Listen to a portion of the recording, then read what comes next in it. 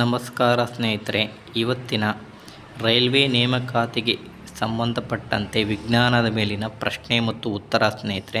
ಇವತ್ತಿನ ಮೊದಲನೇ ಪ್ರಶ್ನೆ ಸ್ನೇಹಿತರೆ, ನಾನು ಹಿಂದಿನ ವರ್ಷದ ಎಲ್ಲ ಪ್ರಶ್ನೆಗಳನ್ನು ಕೂಡ ದಿನನಿತ್ಯ ಬಿಡಿಸ್ತಾ ಹೋಗ್ತಿದ್ದೇನೆ ಸ್ನೇಹಿತರೆ. ಈ ವಿಡಿಯೋವನ್ನು ಪೂರ್ತಿಯಾಗಿ ನೋಡಿ ಸ್ನೇಹಿತರೆ. ಹಾಗಾಗಿ ಇವತ್ತಿನ ಮೊದಲನೇ ಪ್ರಶ್ನೆ ಸ್ನೇಹಿತರೆ, ಆಲ್ಕೋಹಾಲ್ ಸೋಡಿಯಂ ಜೊತೆ ವರ್ತಿಸಿದಾಗ ಬಿಡುಗಡೆಯಾಗುವ ಅನಿಲ ಯಾವುದು?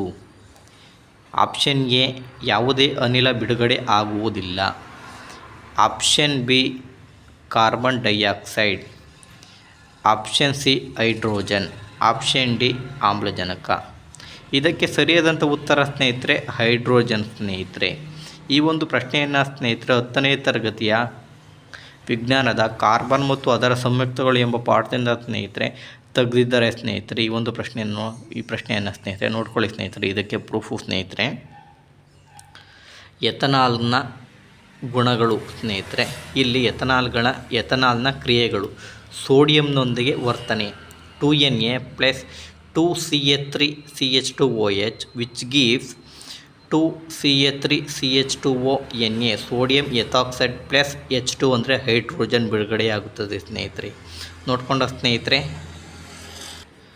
ಅದೇ ರೀತಿ ಸ್ನೇಹಿತರೆ, ಈ ಎರಡನೇ ಪ್ರಶ್ನೆ, ಈ ಕೆಳಗಿನ ರಾಸಾಯನಿಕ ಕ್ರಿಯೆಯಲ್ಲಿ ಯಾವುದು ಉತ್ಕರ್ಷಣಕಾರಿ ಮತ್ತು ಅಪಕರ್ಷಣಕಾರಿಗಳಾಗಿವೆ? 2Al plus Fe2O3. ಅಲ್ಯೂಮಿನಿಯಂ ಮತ್ತು ಫೆರಿಕ್ ಆಕ್ಸೈಡ್ ಎರಡೂ ಕೂಡ ವರ್ತಿಸಿ ಸ್ನೇಹಿತರೆ ಅಲ್ಯೂಮಿನಿಯಂ ಆಕ್ಸೈಡ್ ಪ್ಲಸ್ ಫೆರಮ್ ಅಂದರೆ ಕಬ್ಬಿಣ ಪ್ಲಸ್ ಕಬ್ಬಿಣ ಬಿಡುಗಡೆಯಾಗುತ್ತೆ ಸ್ನೇಹಿತರೆ. ಇಲ್ಲಿ ನೋಡಿ ಸ್ನೇಹಿತರೆ,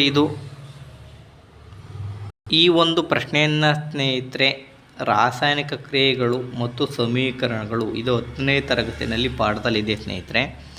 ಉತ್ಕರ್ಷಣ ಕ್ರಿಯೆ ಮತ್ತು ಅಪಕರ್ಷಣ ಕ್ರಿಯೆ ಎಂಬ ಪಾಯಿಂಟಿಂದ ತಗೊಂಡಿದ್ದಾರೆ ಸ್ನೇಹಿತರೆ. ನೀವು ಈ ಅಧ್ಯಾಯವನ್ನು ತುಂಬ ಚೆನ್ನಾಗಿ ಸ್ಟಡಿ ಮಾಡಿದರೆ ಗೊತ್ತಾಗುತ್ತೆ ಸ್ನೇಹಿತರೆ. ಯಾವ ಧಾತುಗಳು ತಮ್ಮ ಮೂಲಕ ಆಕ್ಸಿಜನನ್ನು ಬಿಟ್ಟುಕೊಡ್ತವೆ ಸ್ನೇಹಿತರೆ ಅವು ಉತ್ಕರ್ಷಣಕಾರಿಗಳಾಗಿರ್ತವೆ ಸ್ನೇಹಿತರೆ. ಯಾವ ಧಾತುಗಳು ಹೈಡ್ರೋಜನನ್ನು ಪಡ್ಕೊತವೆ ಸ್ನೇಹಿತರೆ ಅವು ಅಪಕರ್ಷಣಕಾರಿಗಳಾಗಿರ್ತವೆ ಸ್ನೇಹಿತರೆ. ನೋಡೋಣ ಬನ್ನಿ ಸ್ನೇಹಿತರೆ. ಆಪ್ಷನ್ ಎ ಅಲ್ಯೂಮಿನಿಯಂ ಮತ್ತು ಫೆರಮ್ ಅಂದರೆ ಕಬ್ಬಿಣ. ಆಪ್ಷನ್ ಬಿ ಕಬ್ಬಿಣ ಮತ್ತು aluminium. Option C aluminium oxide ಮತ್ತು ಕಬ್ಬಿಣ. ಆಪ್ಷನ್ ಡಿ ಫೆರಿಕ್ ಆಕ್ಸೈಡ್ ಅಂದರೆ ಕಬ್ಬಿಣದ ಆಕ್ಸೈಡ್ ಪ್ಲಸ್ ಅಲ್ಯೂಮಿನಿಯಂ. ಈ ಒಂದು ಪ್ರಶ್ನೆಗೆ ಸ್ನೇಹಿತರೆ ಸರಿಯಾದಂಥ ಉತ್ತರ ಸ್ನೇಹಿತರೆ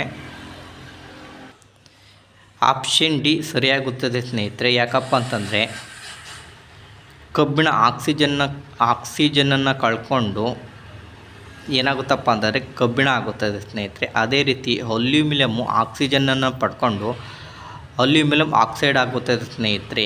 ಹಾಗಾಗಿ ಇದು ಉತ್ಕರ್ಷಣೆ ಮತ್ತು ಅಪಕರ್ಷಣ ಕ್ರಿಯೆ, ರಾಸಾಯನಿಕ ಕ್ರಿಯೆ ಮತ್ತು ಸಮೀಕರಣಗಳು ಎಂಬ ಪಾಠವನ್ನು ತುಂಬ ಚೆನ್ನಾಗಿ ಸ್ಟಡಿ ಮಾಡಿದ್ರೆ